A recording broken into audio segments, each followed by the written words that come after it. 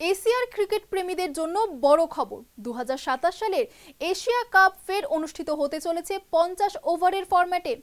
সম্ভাব্য সূচিও সামনে এসেছে। সবকিছু পরিকল্পনা অনুযায়ী চললে আগামী বর্ষের 18 জুন থেকে 4 জুলাই পর্যন্ত বাংলাদেশেই বসবে এই মহারণ।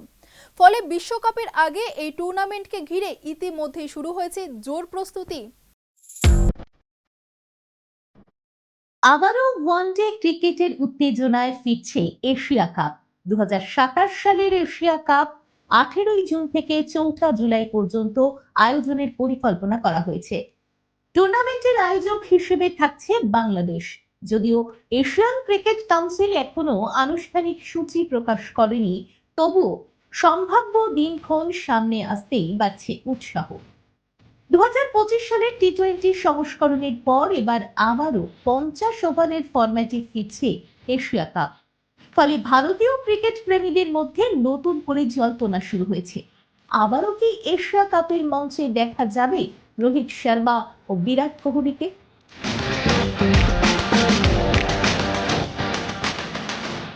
সূত্র মারফত খবর, এবারের আসরে অংশ নিতে পারে 6টি দল: ভারত, পাকিস্তান, বাংলাদেশ, শ্রীলঙ্কা, আফগানিস্তান এবং একটি সহযোগী দেশ।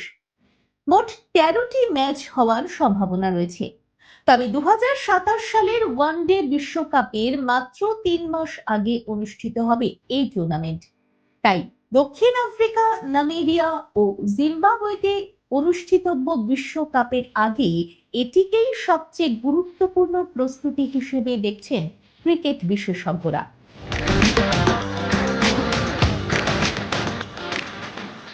গত কয়েক মাসে ভারত বাংলাদেশ ক্রিকেট সম্পর্ক নিয়ে নানা জল্পনা তৈরি হলেও বাংলাদেশ ক্রিকেট বোর্ডের নতুন প্রশাসনের উদ্যোগে পরিস্থিতির উন্নতি হয়েছে। বিসিসিআই এর সঙ্গে সম্পর্ক স্বাভাবিক করার প্রচেষ্টার ফলে বাংলাদেশেই এশিয়া কাপ আয়োজনের সম্ভাবনা আরো জোরালো হয়েছে। উল্লেখ্য, 2025 সালের এশিয়া কাপের আনুষ্ঠানিক আয়োজক ছিল ভারত। তবে ভারত পাকিস্তান রাজনৈতিক উত্তেজনার কারণে পুরো টুর্নামেন্ট অনুষ্ঠিত হয়েছিল সংযুক্ত আরব আমিরাতের নিরপেক্ষ ভেন্যুতে। তবে 2027 বিশ্বকাপের আগে এশিয়ার সেরা দলগুলোর লড়াই যে ক্রিকেট প্রেমীদের জন্য বড় আকর্ষণ হতে চলেছে তা বলাই যায়।